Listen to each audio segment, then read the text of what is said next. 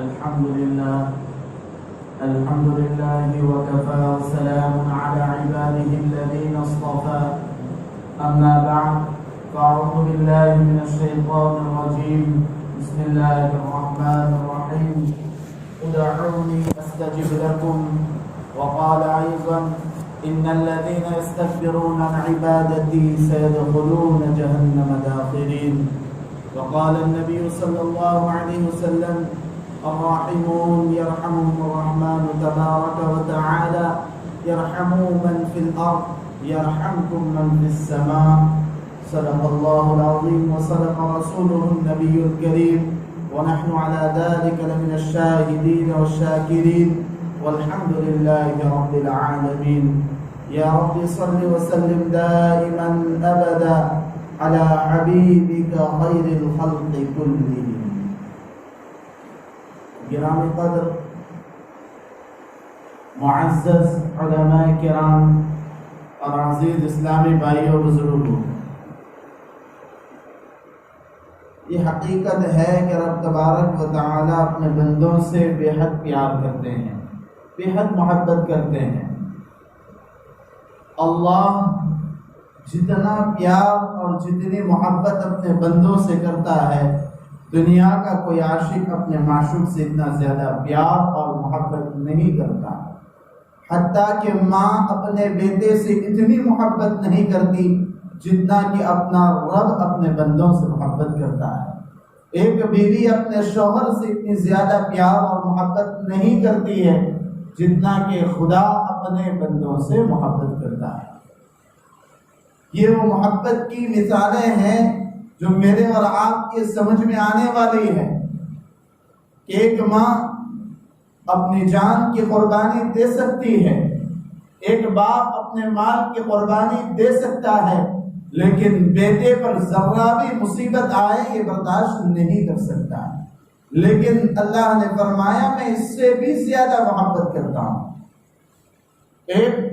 باوفا، خوش اخلاق، وفادار بیوی جو اپنے خاوند سے محبت کا اظہار کرتی ہے، اللہ فرماتے ہیں یہ تو کچھ بھی نہیں ہے، اس سے کہیں زیادہ میں اپنے بندوں سے پیار کرتا ہوں۔ اس لیے کہ اللہ تبارک و تعالی نے فرمایا ادعونی استجب لکم، میرے بندو تم میرے پاس آؤ تو صحیح، مجھے پکارو تو صحیح، مجھے بلاؤ تو صحیح، استجب لکم، میں تمہاری پکار کو سننے والا ہوں، میں تمہاری دعاؤں کا سننے والا ہوں، میں تمہارے بلاوے کو قبول کرنے والا ہوں، لیکن آؤ تو صحیح، تم آؤ گے تو میں تمہیں بلاؤں گا، تم نہیں آؤ گے تو میں تمہارے بلاوے کو کیسے قبول کروں گا۔ یہ قرآن کی صرف ایک آیت میرے اور آپ کے لیے دلیل ہے کہ بندہ غفلت میں ہے جبکہ خدا بلا رہا ہے، اللہ پکار رہا ہے، اللہ محبت کر رہا ہے۔ تو میرے بھائیو، اللہ ہم سے اتنی محبت کر رہا ہے کہ قرآن کریم کے اندر اللہ تبارک و تعالی نے ایک جگہ پر ارشاد فرمایا ما یفعل اللہ بعذابکم ان شکرتم وآمنتم۔ اللہ فرماتے ہیں بے شک میں نے آخرت کے اعتبار سے عذاب تیار کر رکھا ہے، میں نے قبر کے اعتبار سے عذاب تیار کر رکھا ہے، میں نے جہنم کو تیار کر رکھا ہے، لیکن میرے پیارو، میرے بندو، ما یفعل اللہ بعذابکم، کہ میں تمہیں عذاب دے کر کیا کروں گا؟ میں تو تمہیں جنت میں لانا چاہتا ہوں، میں تو تمہیں معاف کرنے کے لیے بلا رہا ہوں۔ ما یفعل اللہ بعذابکم، میں تمہیں عذاب دے کر کیا کروں گا؟ فرمایا ان شکرتم، اے میرے بندو اگر تم میرے شکر گزار بن گئے تو میں تمہیں عذاب نہیں دوں گا، وآمنتم، اور تم ایمان لے آئے، مجھے اپنا رب سمجھ لیا، میری عبادت میں لگ گئے، میرے بندو میں تمہیں معاف کر دوں گا، میں تمہیں عذاب نہیں دوں گا، میں تمہیں طرح طرح کی سزائیں نہیں دوں گا، میں تو معاف کرنے کے لیے بیٹھا ہوں۔ ما یفعل اللہ بعذابکم ان شکرتم، پھر آگے فرمایا وآمنتم وکان اللہ شاکرا علیما، اور جس طرح ایک ماں اپنے چھوٹے بچے کو سمجھاتی ہے بیٹے تو شرارت نہ کر، میں تجھے نہیں ماروں گی، میں تیری امی ہوں، اللہ مجھے اور آپ کو اسی طرح سمجھا رہا ہے کہ میں تمہیں عذاب نہیں دوں گا اگر تم میرے شکر گزار بن جاؤ گے۔ اگر تم مجھ پر ایمان لے آؤ گے اس لیے کہ شاکرن علیما، فرماتے ہیں میں تو تمہارا قدردان ہوں۔ اللہ کیا فرماتے ہیں؟ میرے بندوں میں تمہاری قدر کروں گا اگر تم میرے شکر گزار بنیے، اگر تم میرے تقاضوں پر آ گئے، اگر تم ایمان لے آئے، میں تمہارا قدردان ہوں، میں تمہاری ایسی قدر کروں گا کہ دنیا کی کوئی مخلوق تمہاری قدر نہیں کر سکتی ہے، دنیا کا کوئی بادشاہ تمہاری قدر نہیں کر سکتا ہے، دنیا کا کوئی بڑا انسان تمہیں عزت اور قدر کی نگاہ سے نہیں دیکھ سکتا جتنا میں خالق کائنات میں اپنے بندوں کی قدر کرنے والا ہوں۔ اللہ یہی فرما رہے وَكَانَ اللَّهُ شَاكِرًا عَلِيمًا، اللہ بے حد آپ کے قدردان ہیں اور آپ کو اچھی طرح جاننے والے ہیں۔ تو قرآن کریم کی اس آیت سے پتہ چلتا ہے کہ اللہ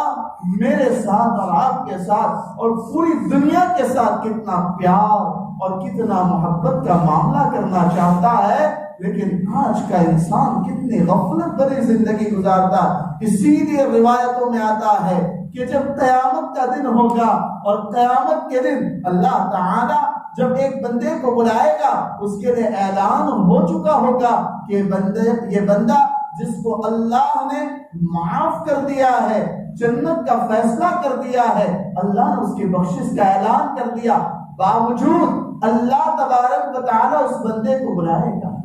اور بلا کر جہاں خدا اور اس کے بندے کے علاوہ کوئی نہیں ہوگا، تنہا ایک عالم ہوگا، اس موقع پر اللہ تبارک و تعالی اس بندے کو جس کی مغفرت کا اعلان ہو چکا ہوگا بلا کر کہیں گے میرے بندے تو نے فلانی رات میں فلانا گناہ نہیں کیا تھا، اے میرے بندے تو نے فلانی نمازیں نہیں چھوڑی تھی، اے میرے بندے تو نے فلانے وقت کسی پر ظلم نہیں کیا تھا۔ سارے گناہ اللہ خود سے گنوائیں گے، وہ بندہ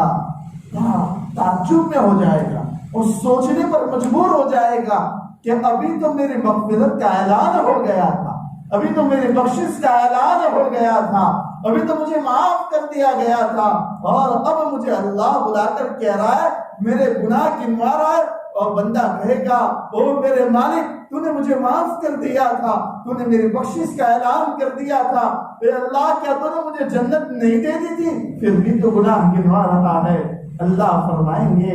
اے میرے بندے، اے میرے بندے میں نے تجھے معاف کر دیا ہے، اور ایک مرتبہ معاف کر دوں ہمیشہ ہمیش کے لیے تیری معافی کا اعلان ہو جائے گا، ہمیشہ ہمیش کے لیے تیری مغفرت کا اعلان ہو جائے گا۔ ایک مرتبہ میں نے معاف کر دیا پھر تجھے کوئی سزا نہیں دے سکتا،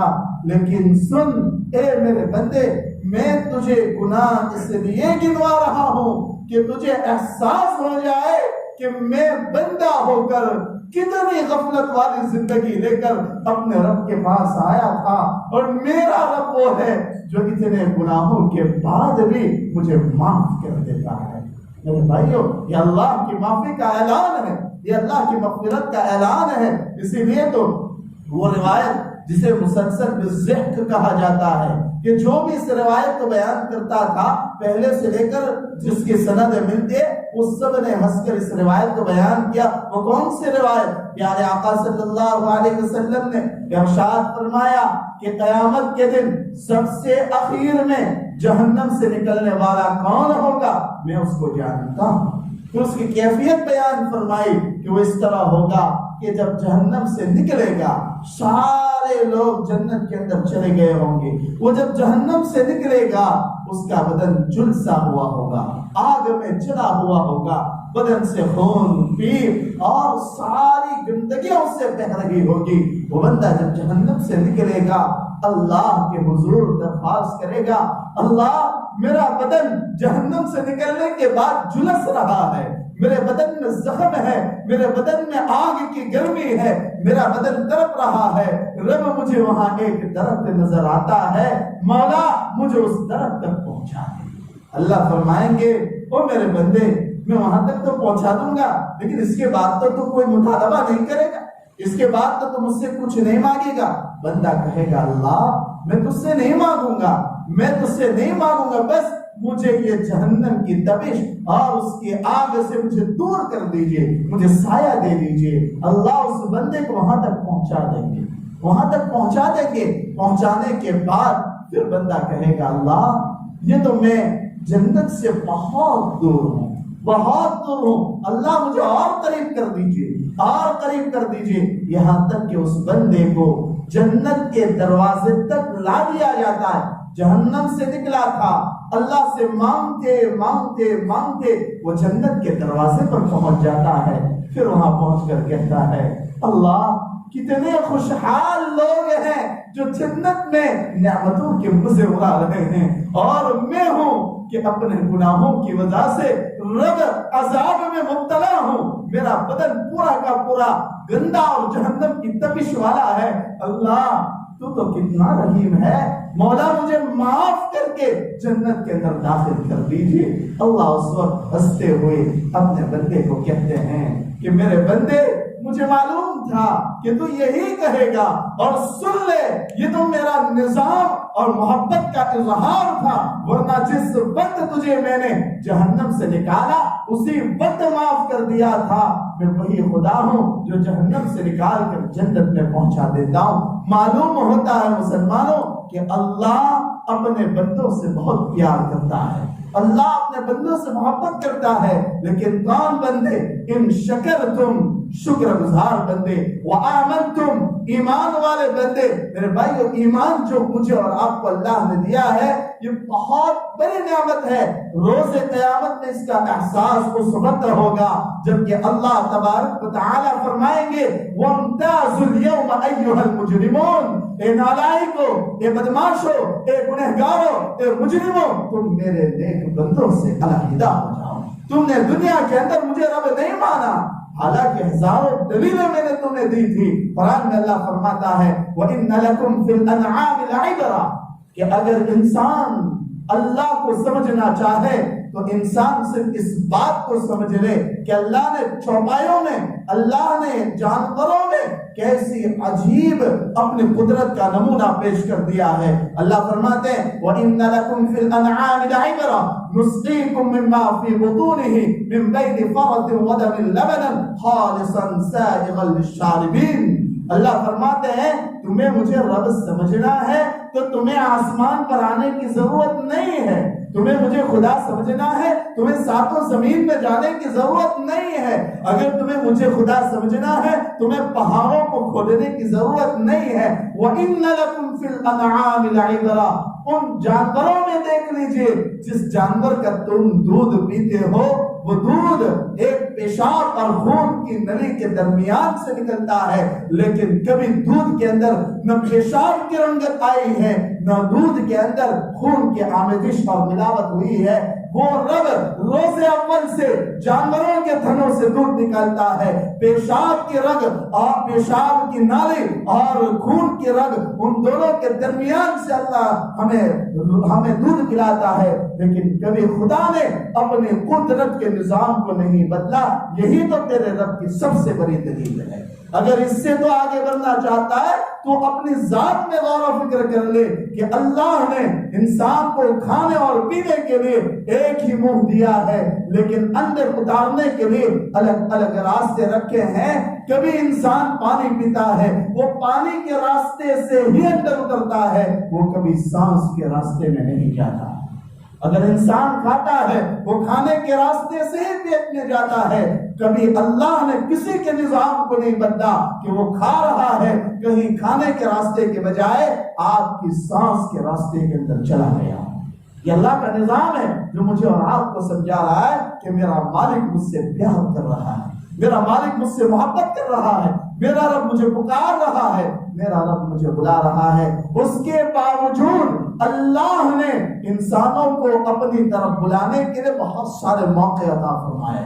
کہ انسان تو غفلت بھری زندگی گزار رہا ہے، کوئی بات نہیں، کمزور ہے تو اس سے غلطیاں ہو جاتی ہے، تو بے نمازی ہو جاتا ہے، تو روزے چھوڑ دیتا ہے، تو اس سے زناکاری ہو جاتی ہے، تو اس سے بدکاری ہو جاتی ہے، تو اپنے رب کا نافرمان اور باغی بندہ ہو جاتا ہے. لیکن چند لمحات اللہ نے مجھے اور آپ کو پیار کے نمونے کے لیے، محبت کے نمونے کے لیے دیے ہیں. ان نمونوں میں ایک نمونہ شعبان المعظم کا مہینہ، یعنی آقا صلی اللہ علیہ وسلم نے ارشاد فرمایا کہ مجھے رجب اور رمضان کے درمیان کا مہینہ بہت زیادہ پسند ہے۔ اللہ کے رسول نے فرمایا کہ شعبان کا مہینہ رجب اور رمضان کے درمیان کا مہینہ یعنی شعبان کا مہینہ مجھے بہت پسند ہے۔ کیوں؟ اس لیے کہ پیارے آقا نے فرمایا کہ رمضان المبارک کے اندر میرا اللہ اپنی رحمتوں کے سارے خزانے اپنے بندوں پر لٹا دیتا ہے، اپنے رحمت کے سارے خزانے کھول دیتا ہے۔ تو اس کی تیاری کے لیے شعبان کا مہینہ بہت اہم مہینہ ہے کہ اللہ کے رسول صلی اللہ علیہ وسلم فرماتے ہیں کہ حضرت عائشہ صدیقہ رضی اللہ تعالیٰ عنہ کے ارشاد ہے کہ اللہ کے رسول صلی اللہ علیہ وسلم شعبان کے مہینے میں بکثرت روزہ رکھتے تھے،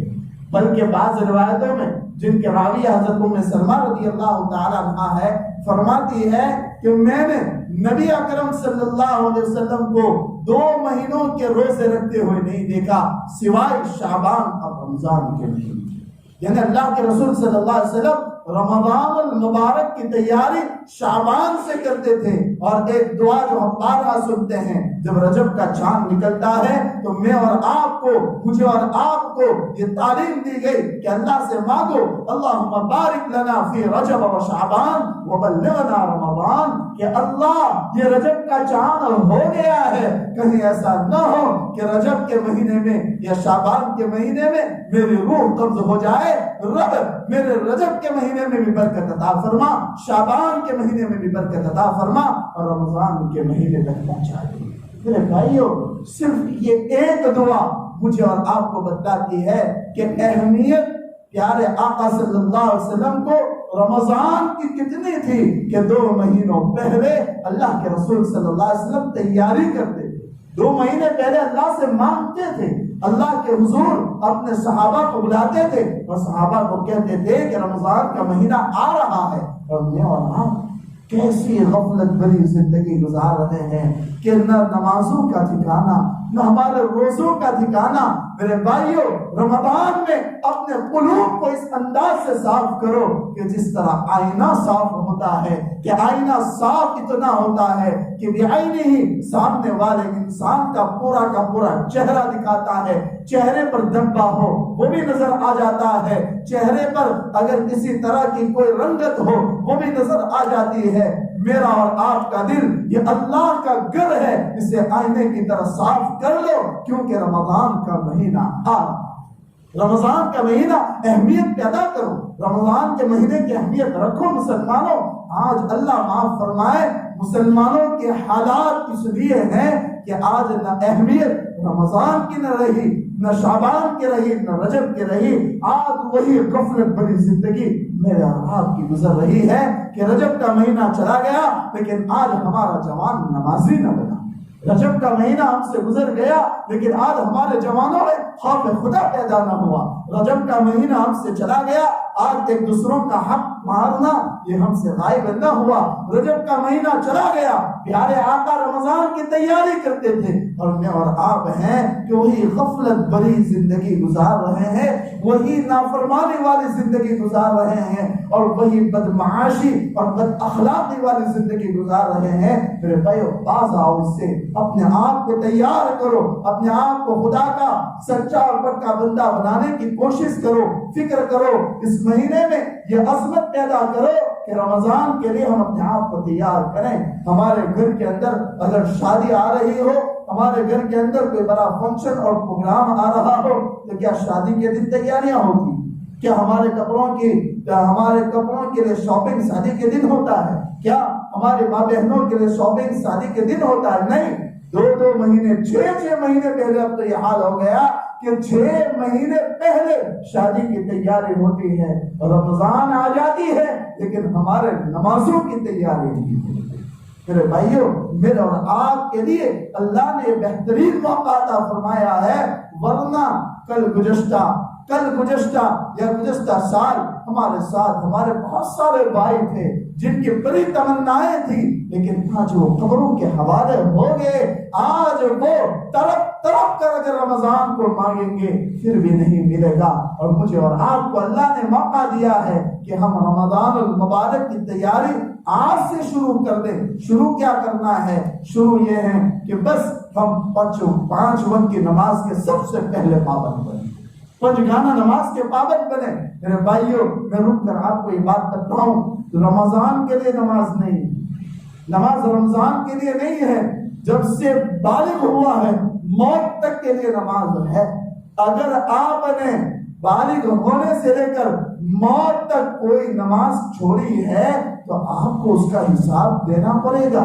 آپ کو اپنی چھوڑی ہوئی نماز کی سزا بھگتنی پڑے گی۔ لیکن یہ چند وقت اور چند ایام وہ ہے جو انسان کو پابند بنا کر جاتے ہیں، انسان کے اندر ایک پابندی کا جذبہ پیدا کر کے جاتے ہیں۔ میرے بھائیوں، ہم شعبان سے تیاری کریں، آج سے تیاری کریں کہ ہمارا سب سے پہلا کام ہم اپنے نمازوں کی پابند بنیں۔ کیا معاشرہ ہو گیا ہے، گھر گھر بے نمازی، گھر گھر بے نمازی، گھر گھر کا جوان فجر کی نماز سے غافل، گھر گھر کا جوان ظہر عصر مغرب اور عشاء سے غفلت ہے، اور پھر نماز کے اوقات ہوں اور قدوں پر بیٹھ کر اللہ معاف فرمائے کیا غفلت بھری زندگی گزار رہا ہے۔ یاد رکھو، میں آپ کو یہ بات بتانا چاہتا ہوں، بہت سے فقہا کا یہ مذہب رہا ہے کہ جو آدمی بے نمازی ہو کر مرتا ہے ان کی نماز جنازہ پڑھنا جائز ہے۔ بہت سے فقہا کا مذہب ہے، اگرچہ ہم پر اور بھی شفقت فرمائی کہ امام ابو حنیفہ کا یہ مسلک نہیں ہے، لیکن آپ علماء سے پوچھئے کہ بہت سارے فقہا علماء یہ فرماتے ہیں کہ جان بوجھ کر نماز کا چھوڑنے والا یہ کفر تک چلا جاتا ہے۔ ذرہ برابر اس کا احساس نہیں ہے۔ ہمارے کتنے نوجوان تو ایسے ہیں، معاف کرنا اگر برا لگ جائے، کتنے نوجوان، اور آج تو یہ کہا جائے کہ پورا کا پورا اسلامی معاشرہ ایسا ہے جن میں چند فیصد کو چھوڑ کر جنہوں نے فجر کی اذان تک نہیں سنی، فجر کی اذان تک نہیں سنی ہے۔ جبکہ صحابہ کا معمول دیکھیے، دن بھر کام کرنے والے، رات بھر اللہ کے سامنے رونے والے، جن کے لیے اللہ نے فرمایا رضی اللہ عنہم ورضوا عنہ، یہ وہ مقدس نفوس ہے جن کے لیے اللہ نے رضامندی کا پروانہ دے دیا ہو، اتنے پاکیزہ لوگ، لیکن فرماتے ہیں کہ فجر کی اذان سے 2 گھنٹے پہلے اٹھ کر اللہ کے سامنے گراتے تھے، روتے تھے، اتنے روتے تھے کہ ہندا کے ایمان لانے کا سبب صحابہ کرام کے تہجد کے وقت اٹھ کر رونا، کہ ہندا نے جب فتح مکہ کے موقع پر دوڑنے کا ارادہ کیا کہ اب یہ لوگ ہمیں زندہ نہیں چھوڑیں گے، لمبی داستان ہے، میں آپ کو صرف اشارہ کر دوں۔ فرماتے ہیں کہ جب اس نے بھاگنے کا ارادہ کیا، فرمایا کہ کعبۃ اللہ کے قریب سے لوگوں کے دل دلانے کی، بچوں کی طرح رونے کی آواز آ رہی ہے۔ تو ہندا نے اس طرف ارادہ کیا، دیکھا کہ وہ کیا ہے، کیا منظر ہے، تو قریب آ کر کیا دیکھتے ہیں، وہی صحابہ جو دن بھر محنت کر رہے تھے، دن بھر روزی اور اپنے اولاد کے فکر میں لگے رہتے تھے، لیکن پوری رات صحن کعبہ میں آ کر کے اپنے رب کو اس انداز سے منا رہے تھے جس طرح ہانڈی میں پانی بنتا ہے۔ صحابہ کے دلوں سے رونے کی وجہ سے اندر سے آواز پانی کے ابلنے کی طرح آواز آتی تھی۔ یہ صحابہ کا معمول تھا کہ دن بھر اپنے فکر میں پوری رات اللہ کے سامنے رونے والے، ان صحابہ کی قربانیوں کے صدقے میں، ان کے بیوی بچوں کی قربانیوں کے صدقے میں مجھے اور آپ کو ایمان ملا۔ آج وہ جوان جو صحابہ رات بھر روتے تھے، ان صحابہ کے صدقے میں ملنے والا ایمان جو جوانوں کے دلوں کے اندر ہے، جو امت مسلمہ کے دلوں کے اندر ہے، آج ان کی غفلت کہ فجر کی اذان کی آواز سالوں گزر گئے ابھی کان میں نہیں لگی۔ اتنی غفلت مسلمانوں، اللہ معاف فرمائے۔ اس لیے مجھے اور آپ کو اللہ نے اور زیادہ پیارا بندے کا اور اللہ کے قریب کرنے کا موقع اللہ نے دیا ہے کہ رمضان کا مہینہ آ رہا ہے، اپنے آپ کو نمازی بناؤ، اپنے آپ کو نمازی بناؤ۔ کوئی بھی بڑا کام آ جائے، نماز پہلے کام بعد میں۔ آج ہمارا رویہ کیا ہے کہ چلو جماعت سے نماز چلیں گے، کوئی بات نہیں، ہم بعد میں پڑھ لیں گے، ہم بعد میں پڑھ لیں گے۔ پھر شیطان اس طرح مسلط ہو جاتا ہے کہ اس انداز سے برسوں کی نمازیں ابھی تو ہماری قضا کرنا باقی ہے، برسوں کی نماز ہمیں تو یاد نہیں کہ ہماری کتنی نمازیں قضا ہو گئی. کیا یہ اس کو مسلمان کہتے ہیں؟ کیا اس کو مومن کہتے ہیں؟ کیا اس کو اللہ کا بندہ کہتے ہیں؟ کیا اس کو ایمان والا کہتے ہیں؟ اس لیے مسلمانوں اپنے آپ کو رمضان کے لیے، رمضان کی برکت سے موت تک کی زندگی کے لیے اپنے آپ کو نمازی بناؤ. آمین. وآخر دعوانا الحمدللہ.